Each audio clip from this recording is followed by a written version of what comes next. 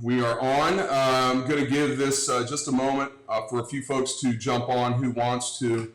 We're going to be on with Mike Moroski today, Cincinnati Public School Board member. We kind of threw this together at the last second. Mike obviously is super busy. Just got off of a CPS conference call. A number of things going on. I know everybody, it's 2 o'clock. I know the governor's on right now. If you want to come back to this, we'll have it posted on Facebook, the YouTube link as well. But I'm just trying to work around Mike's schedule right now because obviously everything that's going on with the schools, Mike, and then the new addition to the family, right? Yeah, man. Yeah. So before we get started here, tell me how's James Michael doing, and Katie and Biggie? Can't forget Biggie and the fam. Yeah, they're everyone's doing well. So James Michael was born 2 weeks before the lockdown happened. So it's kind of a weird buzz having a newborn while all of this craziness goes on. I couldn't imagine. I mean, it's wild, but I'm trying to readjust. I'm more in the center now. Okay. There you go. I'll quit looking at this. It's bugging me out. I had your Facebook page on over here. I was like, what's going on? Okay. It's all good. We put this together on the fly, so we're winging it. It's all good. We're doing our best. We're doing our best, Eric. That's right. But, it's a lot of extra snuggles with James, which is great. He and Mom are over at their grandparents, sitting in the front yard, waving to the grandparents, practicing social distancing, of course. But James Michael is just fantastic. Biggie is doing well. Thanks for asking. And the 2 cats are doing well. Good. As you might have seen, I know you can relate to this. This quarantine, every day is Catterday to the cats. Every day is Catterday. There's no doubt about that. Catterday. That's right. Yeah. Yeah, man. So just real briefly, I know, and we're a little bit pressed for time today. And again, I appreciate you making time in your busy schedule between a new baby and everything going on with CPS to make some time for us today. But just real briefly for, Mike Moroski's a man about town and known quantity here in Cincinnati. But just give us a little bit of your background, how you got here, why you're so, and actually, as a guy who, until just recently, didn't have kids, in your family, but yet you've been so focused on the kids in our community in Cincinnati, and obviously doing a great job on the school board. And then everybody, please drop a comment for Mike while he kind of delves into the background a little bit, tells us about how he got here, and then I'll shoot questions at you after a bit here, Mike. So yeah, if you could just kind of introduce us, like how you got here and why you're so passionate about the kids in our community. Sure, man.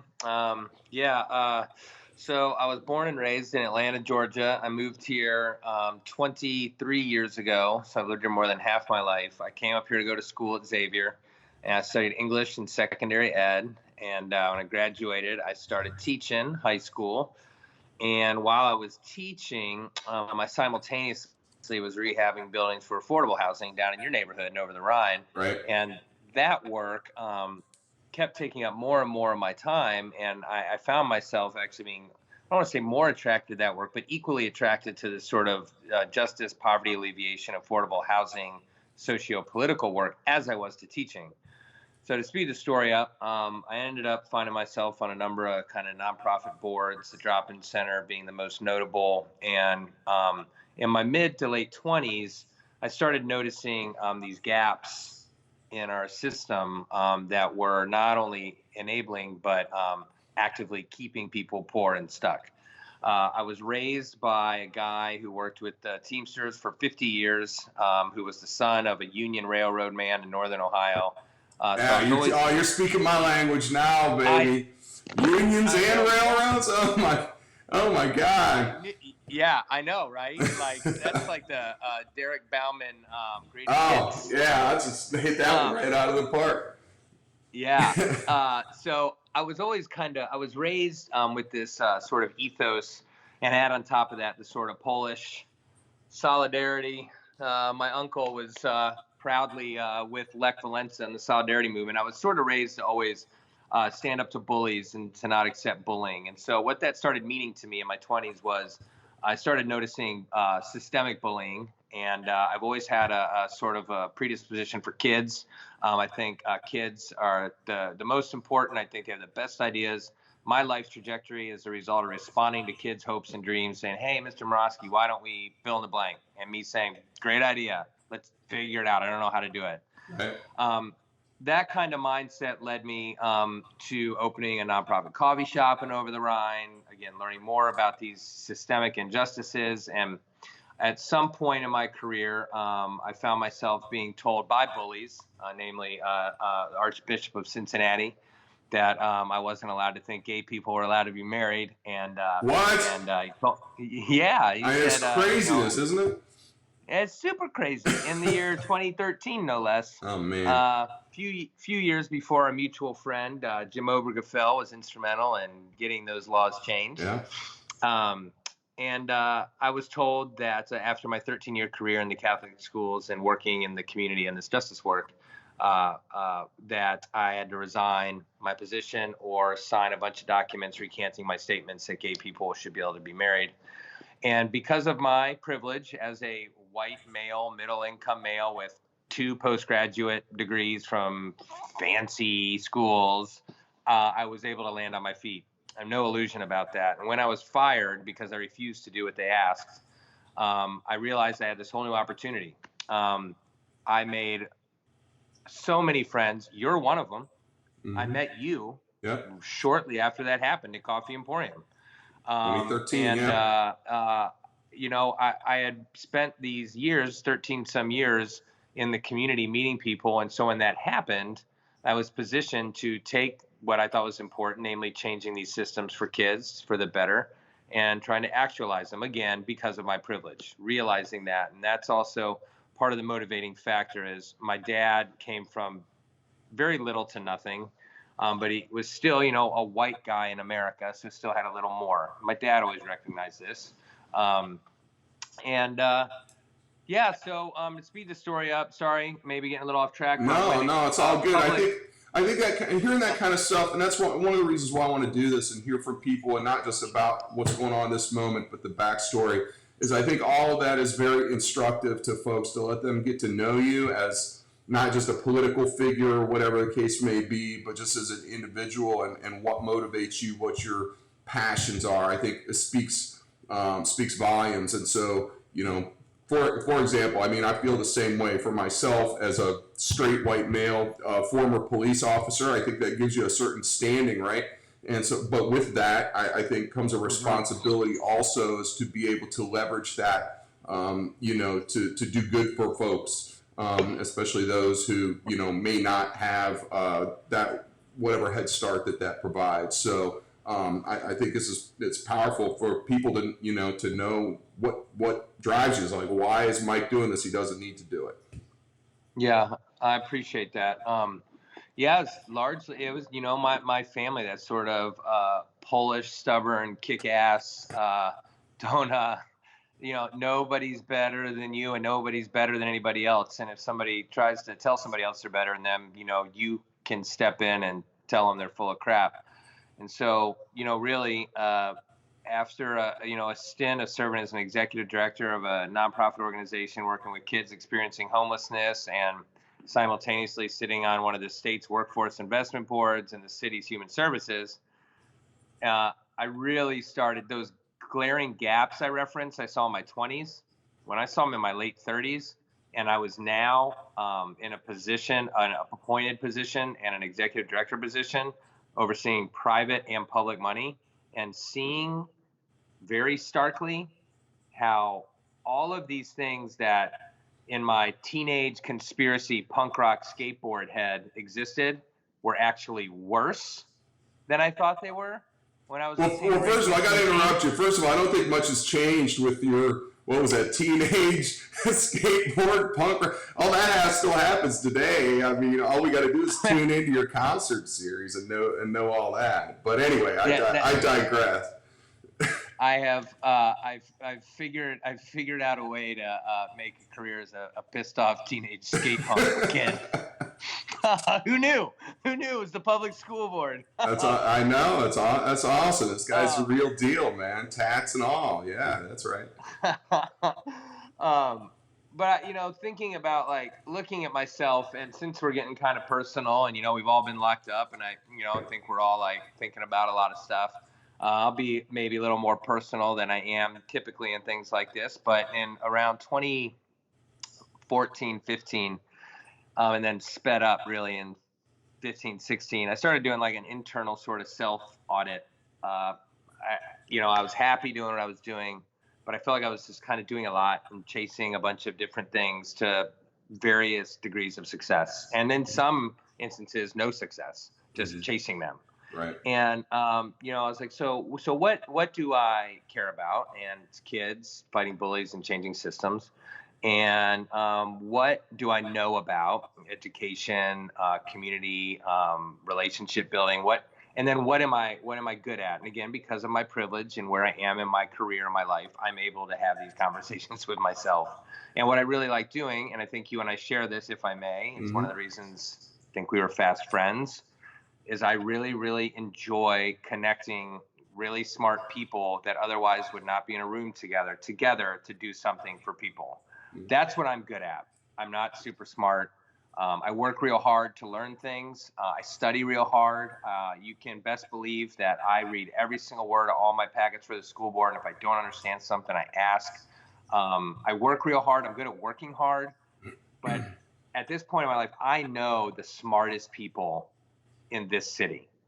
And I'm grateful for that. You're one of them. I call you. You know this is true. I've called you when I'm like, I don't understand this vision. I don't understand what we're talking about Liberty Street Road Diet. I don't understand how these issues impact our kids. Can you help me? I can call Cam Hardy, who I know who will be on here tomorrow. I don't know the first thing about Metro. My wife does, though. She uses it. So I ask her. I ask Cam. Anyway, in that conversation with myself, I realized, as you know, Derek, when we met, I ran for city council, and I realized at that point I was probably running for the wrong thing. I feel my skills are better used. I know more about the public school board. City council made sense to me because I was at a lot of city council meetings doing affordable housing things. But that was 2013. You ran for council, right? Yeah, 2013. And so that is around the time that we connected. And I just want to kind of confirm your point, what you were saying about being a connector. You introduced me to a lot of folks, especially many of our good friends out in Westwood when Westwood Works and John Eby and Nikki Pearson Mayhew and others were getting that formulated, and really, and Westwood was starting to take off. And I just had Matt Woods on the show on Sunday, another Westwood resident doing a lot of good work in the city. But you plugged me into a lot of those folks. I just didn't have that connection. And I started basically hanging out in Westwood with my new friends over there and watching all of the energy and the great things they were doing from that community building perspective. And and so I thank you for that. You've absolutely done that, and just just said, hey, there's some people I want to introduce you to, and those were great connections, and I know you've done that for many other people. So, and I will. Since we're talking about 2013 real quick, just yesterday I was at Kroger still using your canvas carry grocery bag that you gave out as swag, that I Like Mike, and I got your logo on. When you look at this later on Facebook, you'll be able to see it. But I'll tell you, that must be a union made bag, because that thing is the highest quality. It's 8 years later, I'm still carrying groceries home from Kroger in it. So thank you for that, and some of the coolest political campaign graphics I've ever seen. Oh, thanks, man. That's Randy and Lisa Wilcox right there. And I may have to bring those bags back for my re-election campaign next year. I think so. They're good. They're good. Those are high quality, I'll tell you. Yeah, man. So anyway, that's how I got here. No, that's awesome. And I think, a lot of times folks don't know the background. And sometimes, especially for people that are kind of out there in the political realm and such, people will question, why are they doing this? Because they like the fanfare or something, or get their face on local TV, or whatever, and people are skeptical, and there's a good reason for that. But that's why I appreciate this, because we could peel back the layers just a little bit and see if somebody's speaking from their heart, and so I just find that interesting, and I think people do. That's the feedback that I've gotten from doing this. So Yeah, so thank you for sharing that. It's definitely been a long and winding road. You've been doing great stuff in the community, for a long time before you ever kind of came on the scene in the political Yeah. sense, in the political sense of the word. But kind of cutting to the chase, I know there's a lot of folks, at home today. Obviously, people are, kind of searching for some of the answers. We've never been through something like this before, where the school year is canceled and trying to do things remotely. Can you just give us a little bit of an update, and then I'll touch on some of the questions that, and if anybody else has some questions for Mike, CPS related. But can you just give us an update of where things stand right now, some of the latest information that we have, and if there's any breaking news that you'd like to share, we'd love to hear it. Sure. First of all, I really appreciate the opportunity to do this and reach folks. There are a lot of questions people have. To your point, this has not happened ever before, and it's going to have lasting ramifications on what education looks like going forward. I think that can be said of probably every sector. So where we are now, school is closed for the end of the year, until the end of the year. And if there is any confusion with anybody still, and there may not be, but there might be, that is the state's call. That is not our call. We don't make that call. So the governor has said the schools are closed to the end of the year. I personally think that's the right call. And as such, virtual learning will continue as needed. And so where we are with virtual learning, there's a few things I think are notable. One thing is that we have been able to get electronic devices to many students who did not otherwise have them. We haven't reached all of them. Our plan is to get to all of them, and so that is in the works, to ensure that every student has the ability to access the online sessions. We also have our learning packets, hard copies of our learning packets at our food sites around the city. And in case anyone's watching and doesn't know, those food sites are for any child 0 to 18, not just CPS students. Okay. So we are, it's everybody's tax dollars fund us, and so we're going to feed everybody.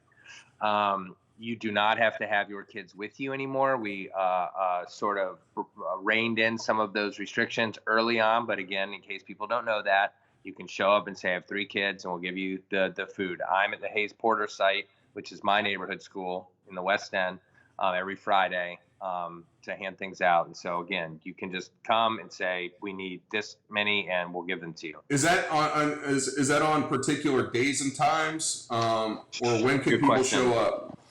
Good question. Yeah, it's Monday, Wednesday, Friday, 11 to noon.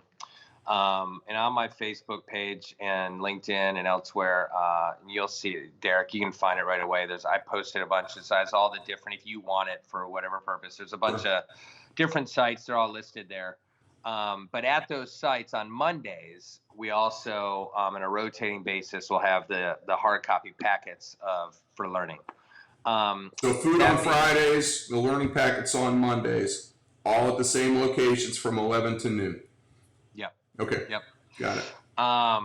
Except that the packets will change on a site basis. So, for example, they were like at Euler on one Monday, and then at Hayes Porter on the next Monday. Oh, gotcha. And that is communicated on our website. Okay. And the reason we do that is to cut down on traffic and try to make it as equitable as possible. Right. Now, all that being said, we have been able to reach 71% of our students, which compared to like districts is good, but it's not good at all, because that means 29% of our students are not being reached. And by being reached, I mean a touch point with a teacher, principal, guidance counselor, et cetera. And so we're doing our best to crack that code. A logical question would be why. What I can tell you with confidence, and I'll only share things that I know I can say with confidence. If I don't know, I'll just tell you I don't know. And there's a lot we don't know. But one thing we do know is one of the difficulties is it's the outdated information. It's as simple as that. We have a lot of transient families in urban public school districts, and as such, our contact info, we're realizing, isn't great. Now, this is something that we have now realized we need to shore up and figure out a better system for keeping in touch with families. So there's a huge learning there. We also, some folks have seen, and I know there's some controversy, for lack of a better word, about this. We are not giving grades for the fourth quarter. Um, I've had a number of conversations with parents who have called with very just concern, i.e., my son or daughter has worked his or her tail off to get these grades for 3 or 4 years of high school, and now nothing. I respect that. And what I've said to those families, and what I'll say now is, there is no way we can give grades. It would be the most inequitable process if we were to go about doing that. You can imagine if we were to grade every student, the students who are living in more traumatic environments than other students, people are trapped at home with abusers at this point. Yep. I'm not trying to be doom and gloom, but the point is, our schools for a lot of our kids are the safest environments for them. And some of them can be with us, and it really does literally keep me up at night. If something keeps me up at night, it's what I'm talking about right now. And so we can't grade, but what we decided to do to honor those parents, because again, those are just and valid concerns. These kids have worked really, really hard, and some kids are at home right now. I got a couple kiddos in the West End I was talking to. They're talking about how much fun they're having learning at home. They're reading more. They're engaging with their mom. Grandma's coming to pick up food so mom could stay home and teach the kids. It's one. I mean, I'd say it's wonderful, but it is wonderful. That's a lot of really quality time, social, emotional time with mom at home. And so, like these Hayes Porter kids, for example, we want them to be rewarded for that. Right. So we're instituting a pass incomplete system, not a pass fail, but it's a pass incomplete. If you do so bottom line is, and I'll shut up. Bottom line is, you can only benefit during this time. So if you're doing the work, you'll benefit. The teachers are checking in, they're grading it, they're giving feedback. If we can't reach you, we're going to do our best, but we're not going to do a pass fail, because again, that wouldn't be equitable either. So it just, whatever you had at the end of third quarter, because we finished third quarter, thankfully, if you get an incomplete, that's your grade. Now, going forward, and then I'll take questions, or if you have other things, or I can give you more high level stuff, but regarding the grades, and this is just me speaking, and I know it's a concern shared at the district, but I was talking to our mutual friend, Scott Sloan, Derek, actually, before I talked to you. And so my day job, some folks may not know, I'm the policy manager for Cradle Cincinnati out of Children's Hospital. And so I oversee all of the social determinant policy, housing, workforce, education, transportation, all the social determinant policy that impacts infant health and the infant mortality rate. So that largely looks like Black maternal health, because that's where the disparity lies in the Black population, like most things, unfortunately, Right. sadly. So anyway, my brain is always in that policy mode. Sorry for the long context, but I'm thinking about the policy implications of this gap, i.e., House Bill 197 was great. The state legislature, I'm very happy to say, seems to have been super reasonable throughout this time, give or take a couple people. I'll be nice. And the governor as well has seemed to be pretty great with public education at this time. I think people were saying, oh my goodness, without our public schools, we wouldn't have food for all of our kids. Oh my gosh, maybe our public schools, maybe we should take better care of them. Or maybe because income tax isn't coming to the state and we're not going to get our state share, and we're more reliant on property tax, which is why that system is deemed unconstitutional 4 times by the Supreme Court. Maybe we need a new funding stream for these schools, because we have a levy on the ballot in the fall, and it's the Preschool Promise renewal.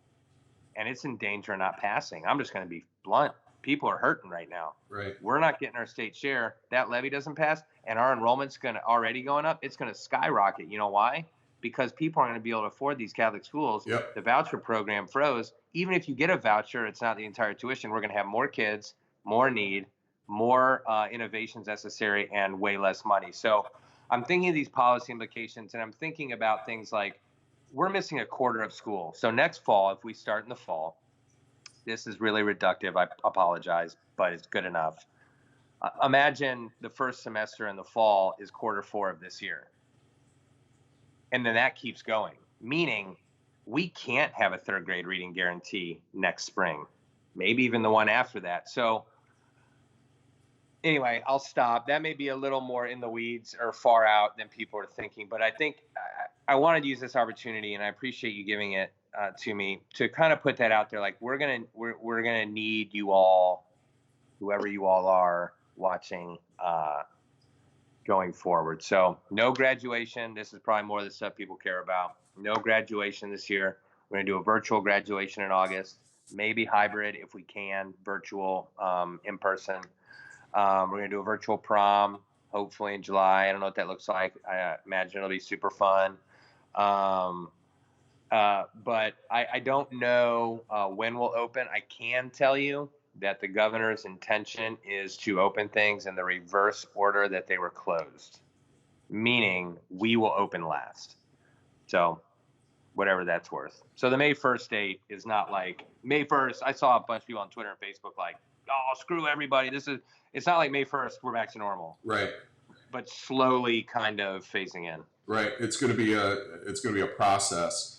And I appreciate you bringing that up in terms of next fall, because when you think about it, we're into the end of April now. May, the school year, the normal school year, if things were normal, would be winding down, and then we're looking at that. And so I think there are a lot of questions, not just for right now, but what this means in the coming weeks and months. And you touched on one thing that I've kind of hit on here and there. Last night I had Carrie Bloom on, who Carrie is running for juvenile court judge. And one of the things, kind of looking at that criminal justice and coming from my law enforcement background, that's been one of my concerns. It's stuff that a lot of people probably don't think about. But now with the kids at home, with the families cooped up together, with perhaps added on top of that financial strains now, and then also just this notion of we don't know, so there's just everything's a question, and so all of that creates a stress, right?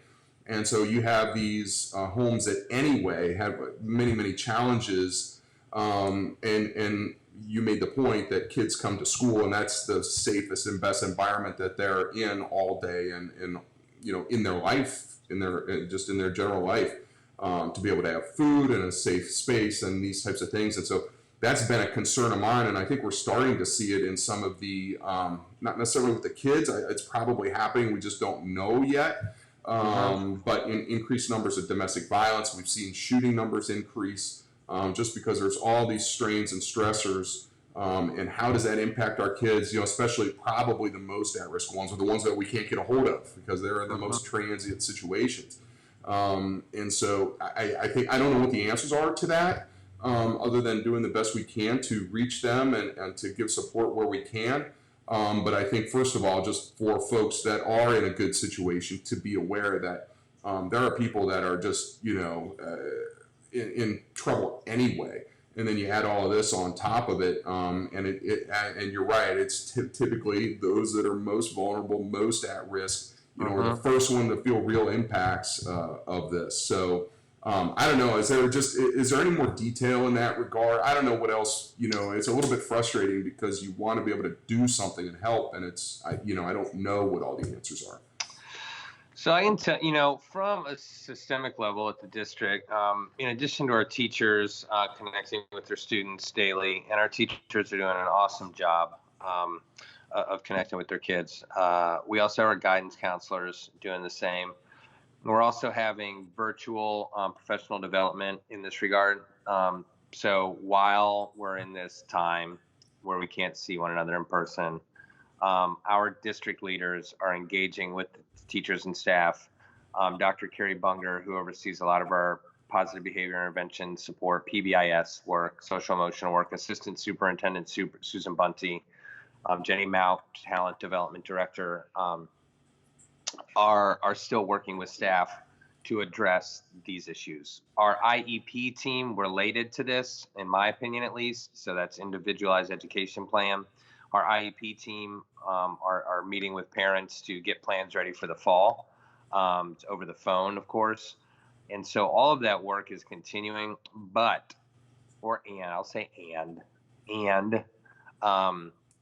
this is just me talking. This situation is going to cause new traumas for kids not to use a broad brush, but it's safe to say statistically that a lot of kids that already have adverse childhood experiences are ACEs. Right. And we know that if a kid has, 2 or more of these ACEs, that learning is not the same.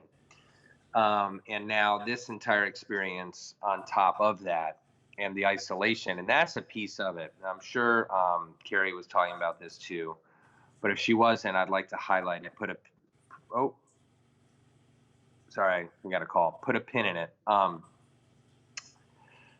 In addition to not being in the schools and learning, and the learning sort of being stunted, so it's like summer learning loss, which is bad enough. And when I ran Upspring, I know, Derek, you saw me talk about this a lot.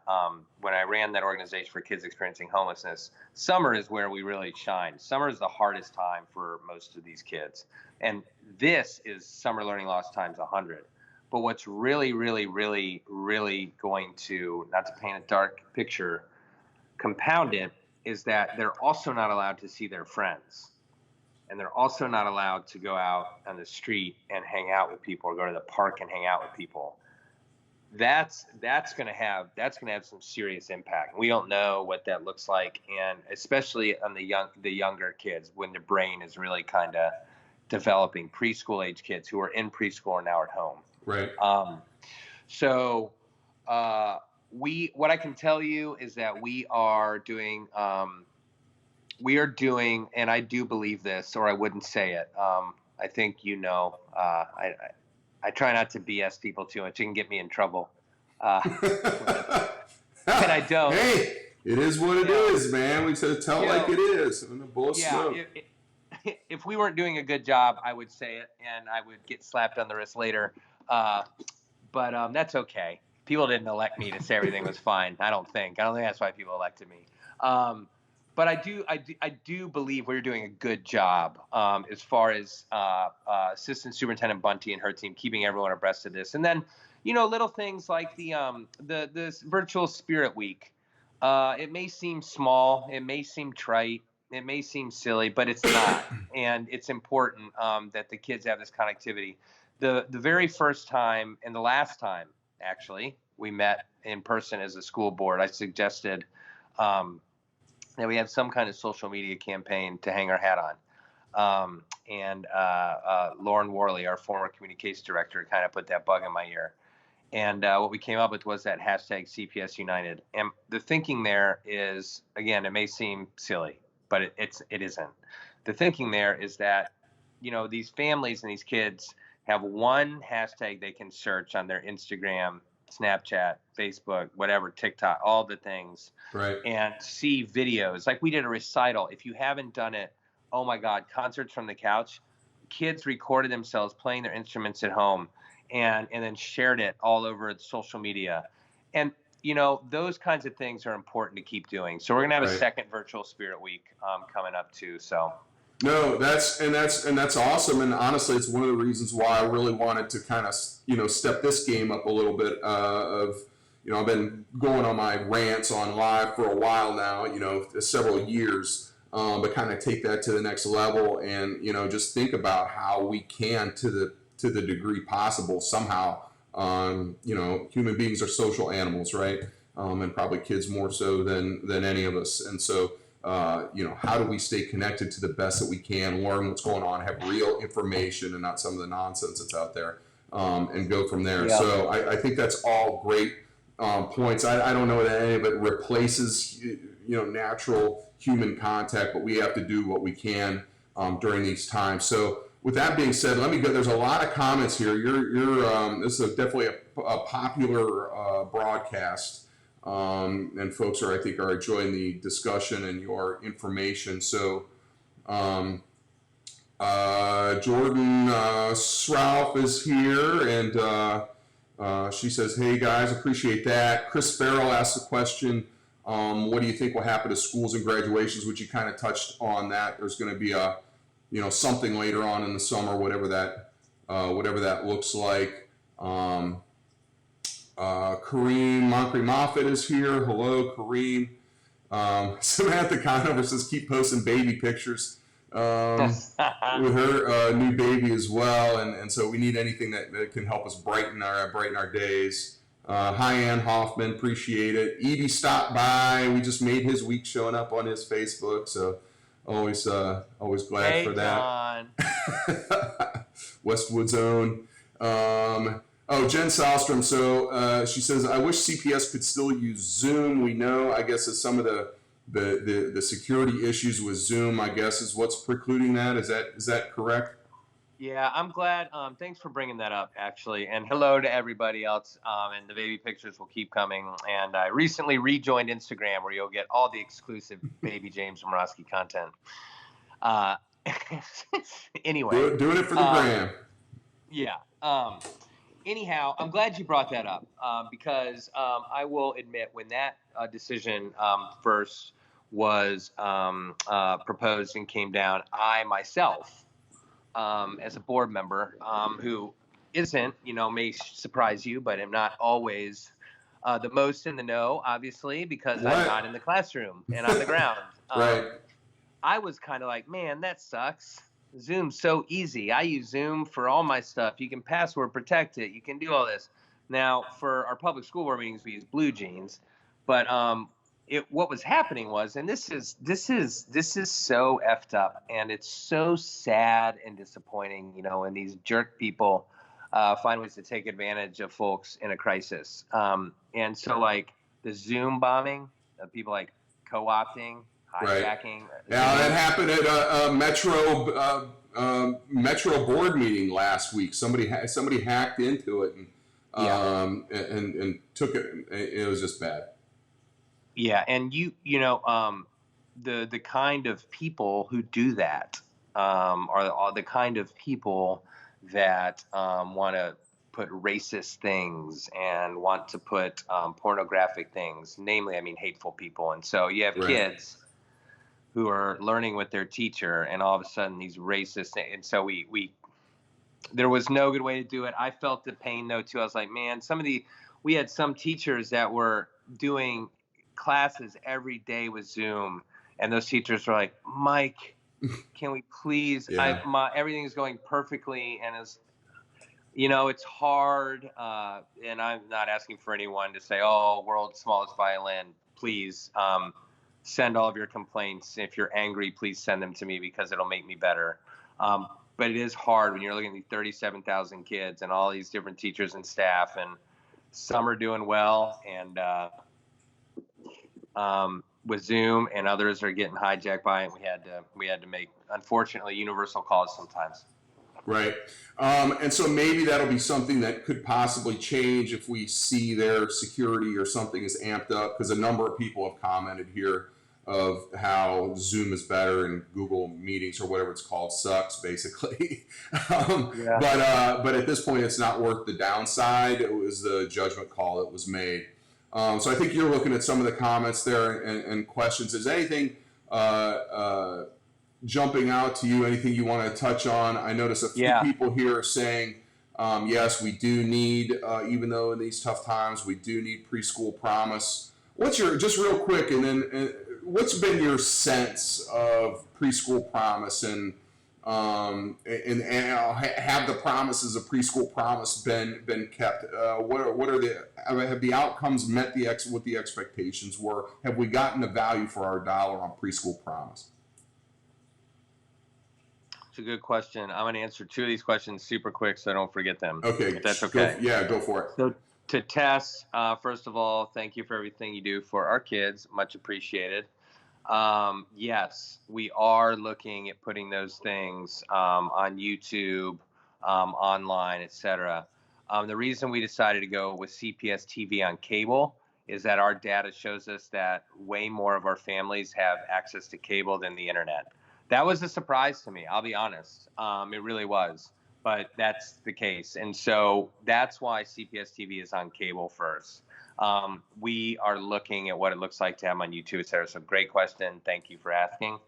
And then Nichelle Bolden, cultural competency training is crucial to addressing many of the traumatic situations.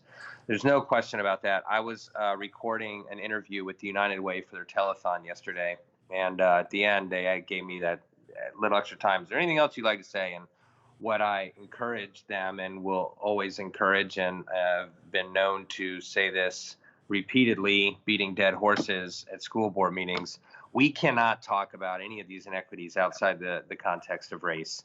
We can't talk about opportunity gap, education gap. We can't talk about lack of affordable housing. We can't talk about any of these things out of the context of race. It is real easy for people to talk about hungry kids. It's real easy for people to talk about lack of housing. It's not as easy for people to say there's a lot of hungry kids that are disproportionately Black because centuries of racist systems that are Right. perpetuated by everybody. So yes, and I would like to just say to Nichelle, yeah, this trauma is going to disproportionately impact the Black community, who's already being disproportionately impacted by the COVID-19. And so when we're talking about our extended sort of teacher training during this time, that is a piece of it. So I wanted to highlight those two that I saw. So I appreciate those. Thank you for the comments. So to Preschool Promise, I would say, yeah, Preschool Promise is doing what it said it was going to do. Is it doing everything it said it was going to do? No. It was one of those build the airplane as it was flying.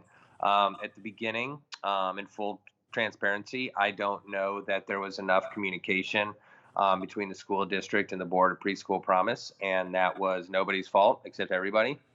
It's not like Preschool Promise on this side of the fence, school board over here. It's just you pass a levy, you have an election, you got a new school board, FC Cincinnati happened, this happened, Preschool Promise trying to find providers, trying to bring people up to quality, and then all of a sudden, after 2 years, like we've done okay, we're like, whoa, we should all hang out.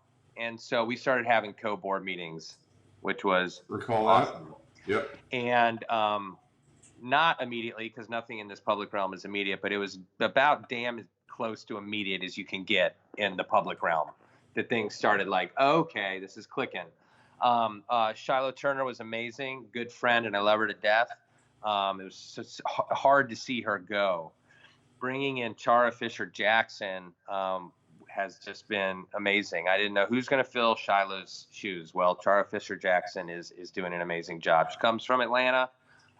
She had worked with Stacey Abrams in a former life. She, of course, was at the Urban League as an interim CEO for a minute. She knows the work in the community. And so, yeah, we're getting there. And that, right now is not the time for that levy renewal to fail as we're trucking along and more kids are in quality preschool. CPS is built. We just acquired a property over there in our favorite neighborhood of Westwood, Derek, that we were just talking about. Yeah. Over there on the Westwood-Cheviot border by that White Castle and Chelsea. Yeah, tell us a little bit. That's one of the most exciting things in my view to happen in a while. I mean, there's been a lot of good stuff going on with CPS, and let me first say, almost kind of going back to the beginning of your discussion. We are by far and away the largest. I think only 2 urban school districts that are growing at all in the state of Ohio, and CPS has been growing leaps and bounds and adding students. And so after a while, and I've been engaged with what's been going on over at Hyde Park School with the kids in the annex over there, and the car almost hitting them as they're crossing the street. But ultimately, the problem is and it's a good problem, right? That school almost closed and went away a number of years ago, or was closed, and we've lost schools. And CPS has said to sell off the charters for $1 because that's what the legislature said to do, to give away to these private entities and so forth. And not going onto that whole and going down that rabbit hole of a rant, but there's been exciting stuff going on. We are growing. And so now we're looking at adding facilities, right? And so what's the game plan over in Westwood now? What's going on over there? It's going to be right now. I hate to couch it with those sort of like political catchphrases. Right now, the plan is I don't see the plan changing, but right with this COVID-19, who knows? Right. We may need a new career tech play. I don't know. But right now it's preschool. It'll be a lot more preschool units over there at that sort of Westwood-Cheviot border. And, of course, Westwood got a revamped high school last year, got a brand new elementary school, Gamble Elementary, Montessori, which has just taken off. And I saw Ed Paff. You're talking about Hyde Park. So hello, Ed. I've gotten to know Ed real well. He's an awesome Hyde Park advocate, Hyde Park School advocate, activist, parent. I don't know if Ed would call himself an activist, but that's what I call you, Ed. You've done, Well, advocate. Here's how that. You know how this works. Advocates talk. Activists get shit done. That's activists get shit done, and that's why Ed, right, is an activist, whether he wants to or not. Yeah, now it's like looking at the east side, and it is a good problem to have, Derek. So there are 2 districts growing, us and Dayton. We've grown over 6,000 in the past 6 years. Dayton is like at about 1,000. So I'm sorry, not Dayton, Toledo. Toledo. So good for Toledo. The rest are declining. And so we, when we did our facilities master plan all those years ago, thank you voters for the $1 billion bond issue. We tore down or closed rather schools or sold them to charters because the state of Ohio makes us. Right. So if we have a building that sits empty for a couple of years, we have to sell it to a charter school, just so the public is aware of that. As such, a lot of those schools are gone. A lot of those charter schools are also gone. Imagine that. But the properties aren't ours. So we have a lot of people want to be with us, which is great. We don't have the facilities. So we hired somebody, actually, thanks to the push of our mutual friend, former board member, Ozzie Davis. I miss you, O, and I look forward to you running again next year. Hopefully, we'll be on the same ticket together when I run for re-election. But Ozzie really pushed to have a position in upper administration that answered to the super, not someone down here that answers to but here. Right. The whole job, property acquisition, speculation, and prospecting, etc. And he's awesome. And he was there like a couple weeks and found this place again. His whole job is to go and look, because if we have an entire strategic plan that's based around growth, we need somebody. It's not Laura Mitchell; she's too busy with everything. Right. It's not. So we needed one person. So instead of having a chief operating officer, we have a chief strategy person, which is new, Sarah Trimble Oliver, and then we have our property acquisition. So the east side is getting a big look now. There's a lot of space issues at Pleasant Ridge Montessori, another school. When I lived in Pleasant Ridge from 2000 to 2011, it's another school that almost went away, same as Hyde Park. The community came and said, we want it. Look at Clifton. Community came and said, we want this building. Yep. So and I know there were other issues there too, but they wanted a neighborhood school. And that's happening more and more and more, and we need to be able to respond. So. Well, and so... I'm keeping one eye on the schools and the other 2 eyes. I don't know how many eyes I have, but there's a lot of stuff going on. But when you're talking about budgets, keeping an eye on the city, we're talking about a $100 million shortfall in a $400 million operating budget. Talking about and this impacts the kids as well, right? And this is one of the things that I look forward to doing that I think we have set some precedent for, and even you and I.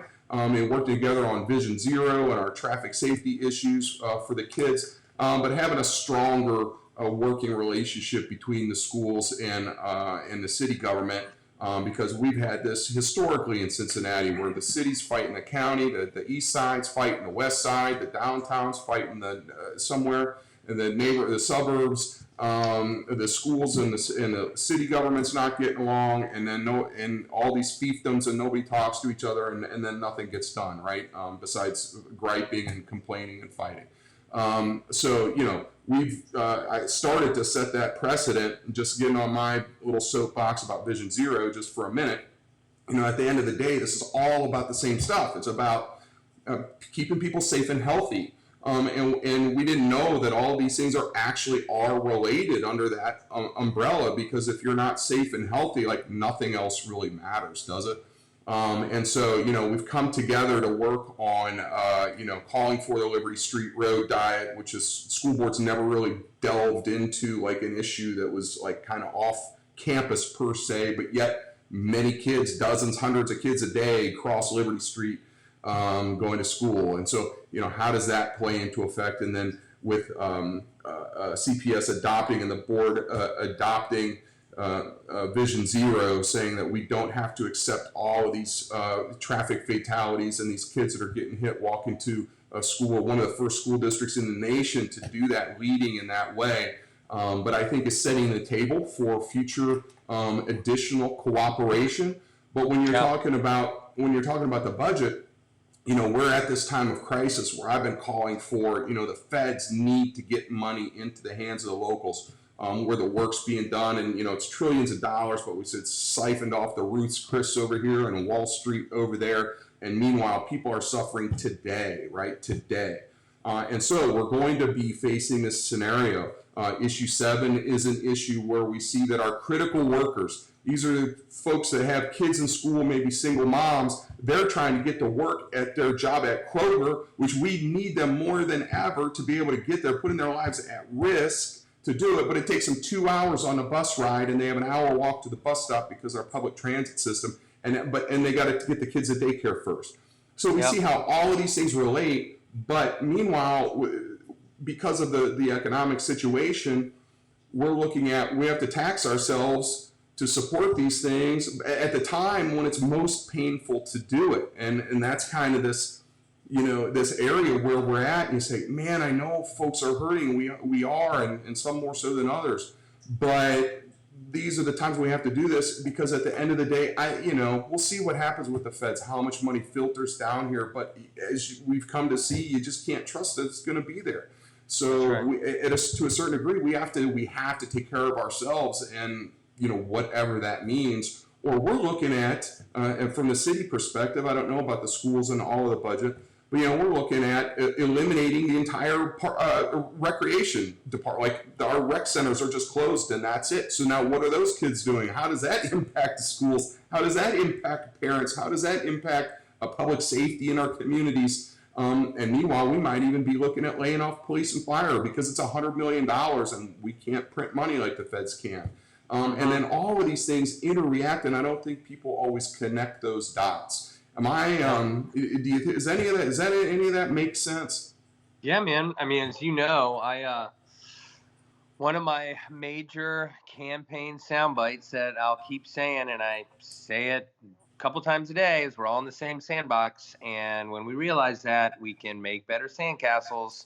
Pardon the juvenile analogy, but it's true. And we have to all communicate. And I referenced your leadership on the Vision Zero, and I want to take time to thank you again. And of course, that whole movement has garnered support and excitement from our kids, who are now leading. They have their own groups called Stops, and it's amazing. And so, with that being said, and I'm going to have to, actually it's 3 now, I'm going to have to probably hop off, but I would like to give a plug for my brother, Derek Bauman, who is going to run for city council next week, geez almighty, next year. I don't know what's going on. Where am I? What day is it? Anyway, vote for Derek Bauman. I don't know if I'm doing this right. It's like I like Mike. I'll put it that way. All right. High five. That's right. Well, I appreciate that plug, Mike. It means a lot to me. And, at the end of the day, I think we're very similar in that regard. I don't have kids at home. I kind of feel like, which is great because I can hand them back. But I kind of feel like, all of our kids in our city, in our community are my kids. And so I think that way, and to this point, and now you've got the new baby there. But, for many, many, many years, you've been passionate about the kids in our community. And it's literally our future. So, Mike, thank you. I know we went long here. We stepped on the governor's toes. We probably took all his viewers away. But I think this was some, I think this was some great information, and you answered questions. And folks, please feel free to leave a comment afterwards. Tag Mike, and if there's anything else you need to know, we'll try to get you the information as best we can. So, any closing comments, Mike? And thank you for that plug and that shout out. Yeah, no problem, man. Just again, thank you for this opportunity. And the only closing comment is to anybody who's watching who doesn't already have it, my personal email is Mike Moroski, my name, @gmail. So it's MikeMoroski @gmail.com. If you have a question about the schools, reach out to me. I'm pretty speedy on the reply, even more so now since I'm doing all of my work from my computer and my Facebook page. And also, another last little plug. Every night, Monday through Thursday at 7 p.m., if you have children, I am reading bedtime stories on my new Facebook page, Bedtime Stories with Mike, 7 p.m. Tonight is Rock and Roll Night Part 2. And then on 7 p.m. on Sundays, I'm doing a little something for the adults, kids too. I'm doing since I play at Arnold's on most Fridays, and now I'm going to get fish fry at Arnold's to support them. And I play at Lola's on Monday, and can't go to Lola's, so I'm playing concerts on Sunday night at 7. And now that my stream of consciousness has led me to one last thing. Oh my goodness, sorry, man. Good. One last thing. It's all good. This afternoon, Katie and I went to Sophia's on 8th and Main, which is one of our favorite. Well, it is our favorite lunch date during the week. We went to Sophia's and we saw Pete, and we got our Greek chicken salad. Every Friday we go to Arnold's. Katie got me a $100 gift card to Lola. She got me a $50 gift card to Braxton. We've got every Saturday we do a fancy dinner, Taqueria Mercado. We went to Alfio's in Hyde Park. I'm jealous that Ed Paff gets to eat there with all his activist friends. Sorry, kids. But no, my point of that is, if you can support these places, please do it, because as far as that sandbox mentality, and we're talking about schools and systems and racism and these huge things that I know I want to spend my life figuring out, and I know Derek wants and has spent his life figuring out. In the midst of all that, it's easy to forget those things that make our lives unique in what they are. People know that I'm the guy who sits at Lola's every morning. People know I'm the guy who goes to Parkside every afternoon. That's part of who I am. And those people need me now, and they need you now more than anything. If you can support those people, please do it. I've seen numbers as stark as 75% of local small businesses not surviving this. I can't imagine that. Right. So that's my last thing, maybe unrelated, but I do think it's related. I think it's all part and parcel of this culture and society that isn't going to be the same. So if you do have the time and the privilege to be able to give a little there to Pete over at Sophia's or your favorite place, I know Derek is, so I know we're at the same mind there. So thanks. At the end of the day, it's community. It's Cincinnati, and so that's where we're going to see, and that's how we emerge from this stronger and stronger together as we all work and share and connect to the best we can. So, Mike, I'm going to let you go. I know you're super busy, so thank you so much. Thanks, we'll talk soon. And Cincinnati, as always, love you. Peace. Peace.